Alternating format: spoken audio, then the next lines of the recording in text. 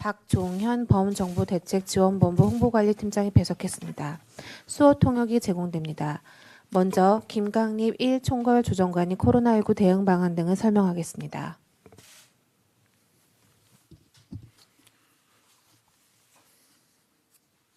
(5월 15일) 금요일 정례브리핑을 시작하겠습니다. 오늘 0시 기준 신규 확진 환자는 27명입니다. 이태원 클럽 관련 확진 환자는 17명으로 이태원 클럽 관련 확진 환자는 이제 총 148명이 되었습니다. 해외 입국 사례는 이 가운데 5명이며 어제 진행한 진단검사 총 15,263건의 시행 결과입니다. 5월 15일 0시까지 발생한 확진 환자의 총 수는 11,018명이며 이 가운데 9,821명이 완치, 격리 해제되어 완치율은 89.14%입니다. 어제 사망자는 없어서 현재까지의 총 사망자는 260명입니다. 오늘 박능우 보건복지부 장관 주재로 열린 중대본 회의에서는 수도권 3개 지자체별 이태원 클럽 관련 환자 발생 상황과 조치 계획, 고위험 집단시설 관리 방안, 5급 공채 시험 대비 방역 관리 방안 등을 논의하였습니다. 박능우 장관께서는 이태원 클럽 집단 감염으로 위기감이 고조되고 있지만 국민 여러분들께서 손 씻기와 마스크 착용 등 생활 방역 수칙을 철저히 지켜주시고 코로나19가 의심될 경우 즉시 신고해 주시면 우리가 코로나19와의 장기전에서 승리할 수 있을 것이라며 방역 수칙 준수와 자발적인 검사를 강조하였습니다.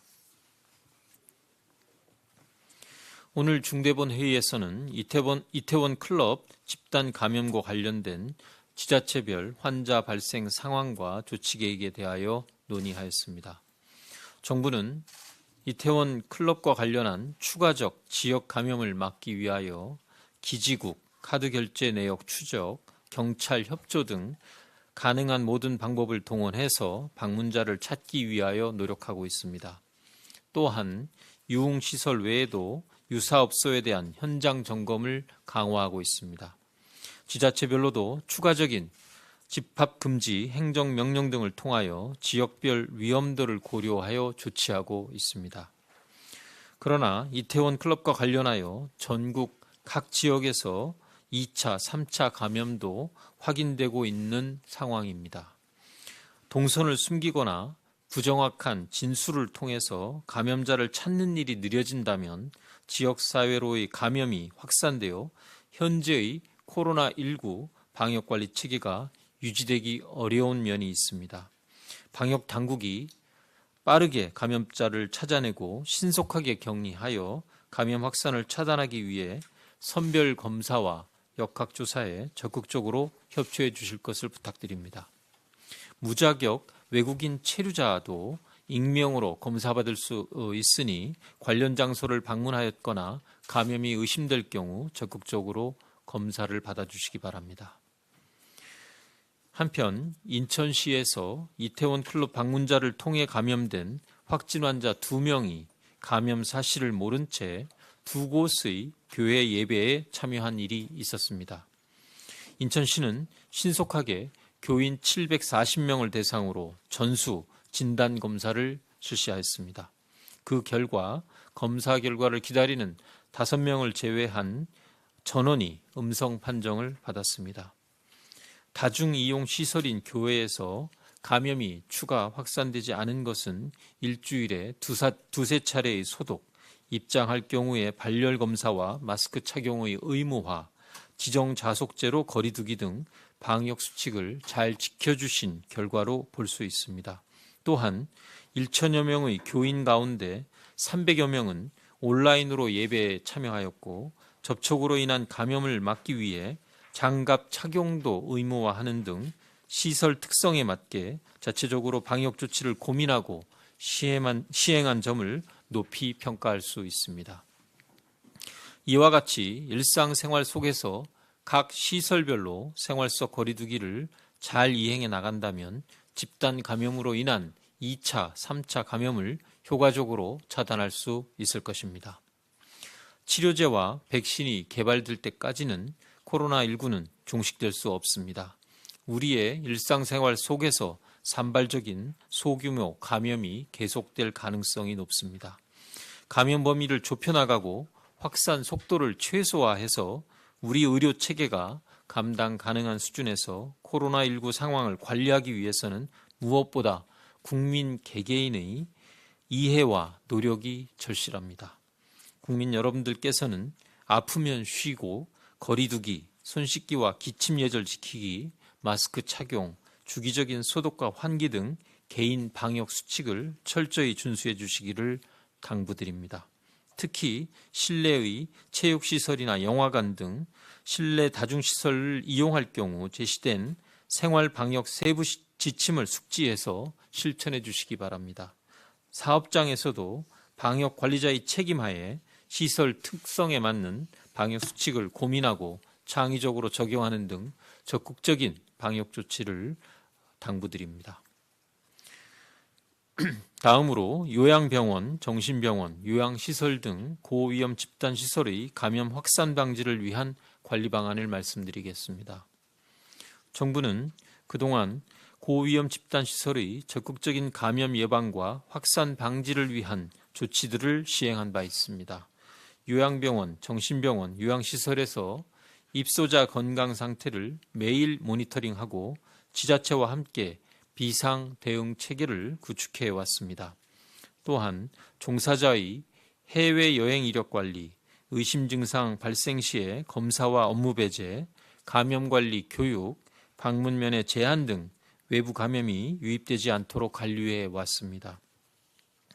이와 함께 요양병원에서 의심 증상이 발생할 경우 신속히 환자를 격리할 수 있도록 건강보험 관련 수가를 개선하였고 요양시설에서도 종사자를 업무에서 배제토록 근로시간으로 인정하여 요양보험 수가를 지급하였습니다.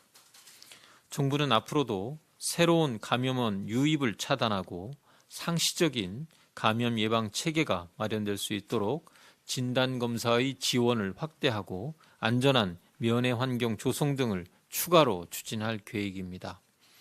요양병원과 정신병원 신규 입원자 전체에 대하여 5월 13일부터 진단검사 비용의 50%를 건강보험에서 지원하고 있습니다.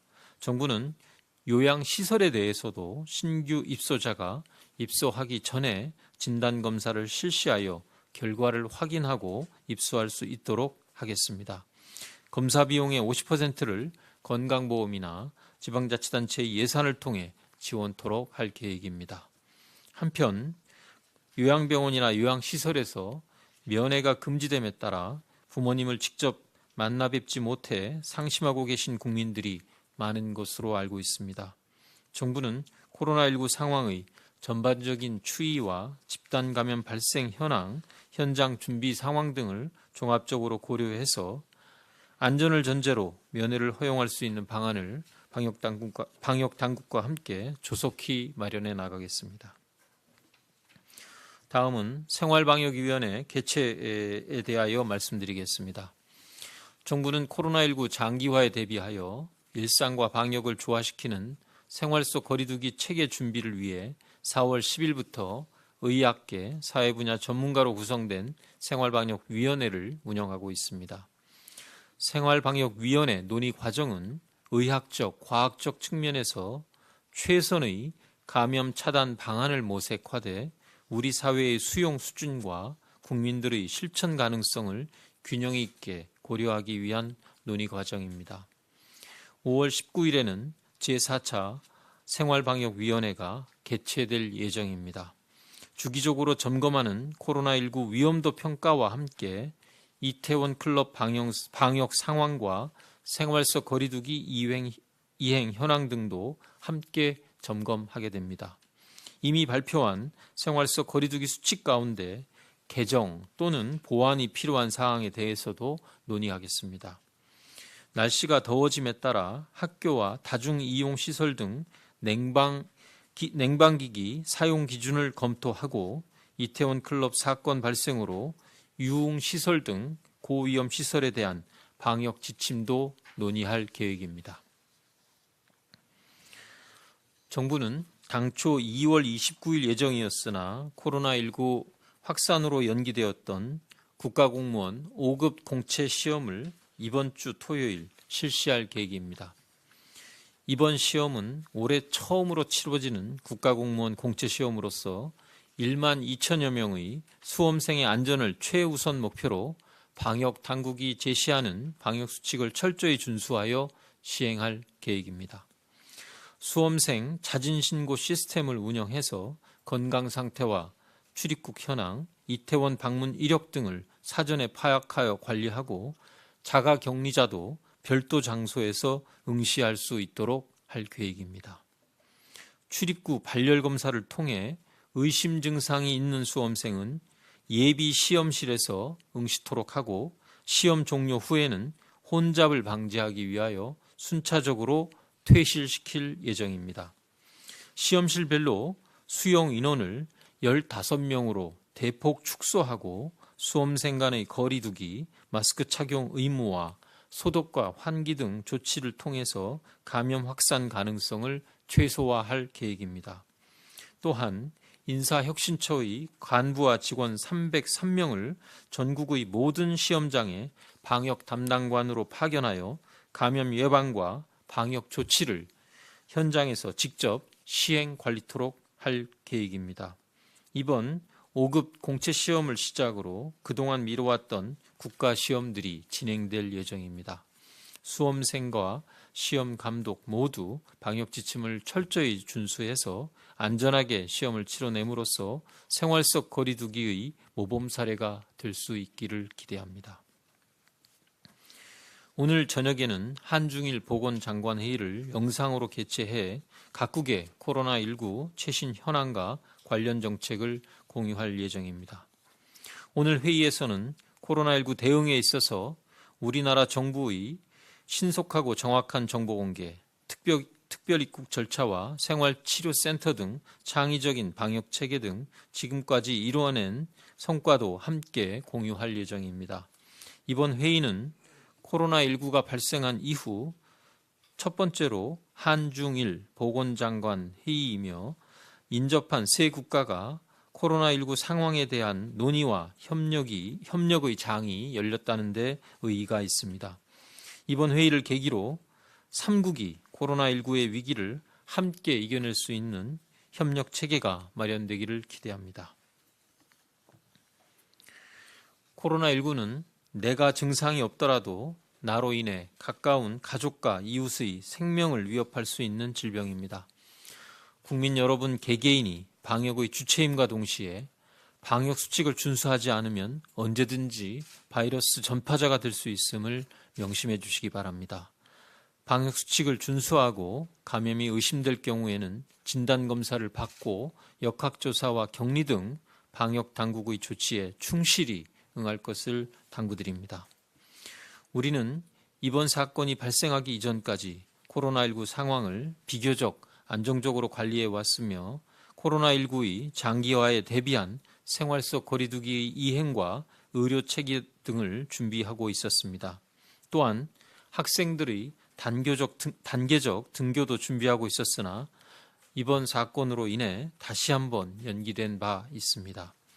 미래를 짊어질 아이들이 스스로 방역의 주체로서 책임을 다하고 우리 사회에 대한 신뢰와 미래를 기대할 수 있도록 하기 위해서는 어른들의 책임 있는 모습이 우선 필요하다고 생각합니다. 국민 여러분께서는 지금까지 노력해 주신 것처럼 각각의 자리에서 방역의 주체로서 사회적 연대와 협력, 배려의 모습을 보여주신다면 우리는 다시 한번 이 위기를 극복할 수 있을 것입니다. 감사합니다.